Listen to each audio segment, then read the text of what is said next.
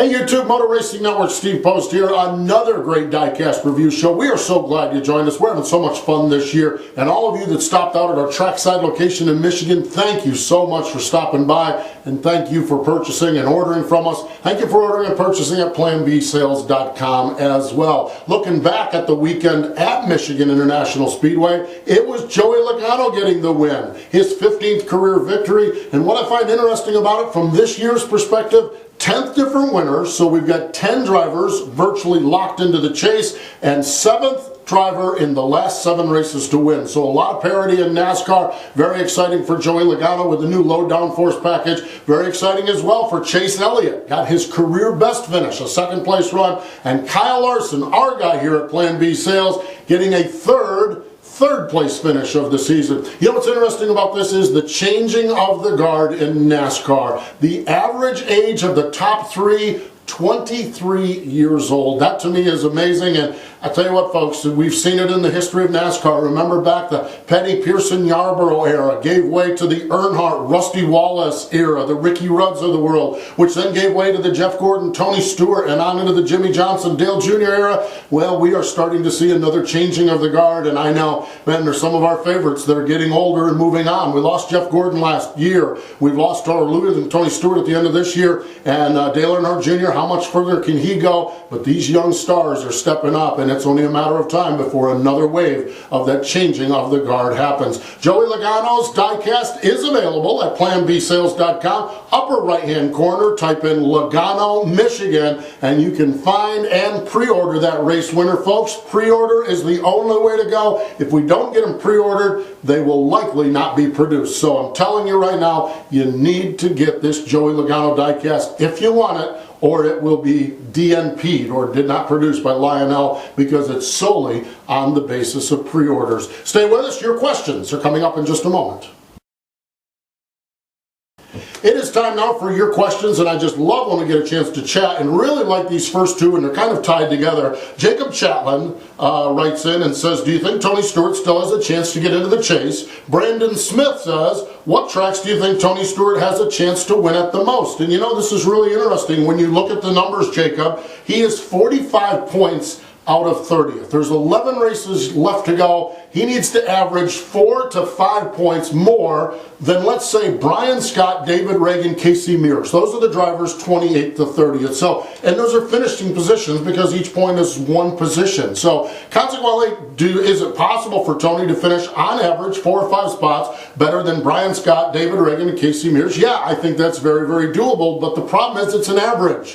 One bad week, and that really messes you up. So Tony has got to start to run the table. Top 10 finish at Michigan. He needs to continue to do that as the season rolls on. Now to Brandon's question, what track do you think Tony Stewart has the most chance to win at? We are in Tony Stewart season. Remember, historically, Tony gets hot in June and July and wins races. And here is why I think he's got a good shot at some of the upcoming races. Sonoma. Tony Stewart is a great road racer. Daytona. We know how good he is at Daytona. He's won that July race many times before. Kentucky. That is a low downforce race. He had a good weekend at Michigan. Pocono. He was good at Pocono before getting caught up in a crash. Watkins Glen, Indianapolis. I like these tracks for Tony Stewart. I like where we're going with this. And Tony Stewart, the last 2 weekends, Pocono and Michigan, he has commented on how his team put together a good weekend. At Pocono, it came up short with a wreck. At Michigan, they brought home a top 10 finish. A team putting together a good weekend, good practice on Friday, good qualifying Friday afternoon, good racing on Saturday is a team that can win races. And I think with these upcoming tracks, Tony Stewart could win one of the races at these upcoming tracks, and needing to finish 4 or 5 spots better than those drivers 28th to 30th, he may very well have a shot to make it into the chase. Joshua Kurtz writes in and says, what drivers do you think need to improve before the chase?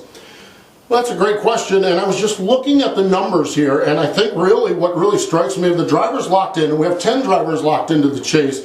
Of the drivers locked in, the ones that kind of make us scratch our heads right now, believe it or not, are the Gibbs cars. And granted, Gibbs has got more wins, but when you look at the last month, it's been a bit of a struggle. Now, Martin Truex Jr. in that quasi-Gibbs car has been running very, very well, but when you look at the Gibbs cars, they've struggled a little bit. Now, Are they struggling because they're offbeat and not running well? Or are they struggling because they're trying something, because they have wins, because they're locked in the chase? My sources say they may be trying some things and may be working on something that might be even better when we jump to that chase. So right now, based on the last few weeks, I think the Gibbs cars need to step it up, but I'm not sure that they're not trying something, and when we get chase time, I wouldn't be surprised if they're not very, very good. So we appreciate, Joshua, your question. Brandon and Jacob from earlier, appreciate your questions as well here on the Diecast Review Show.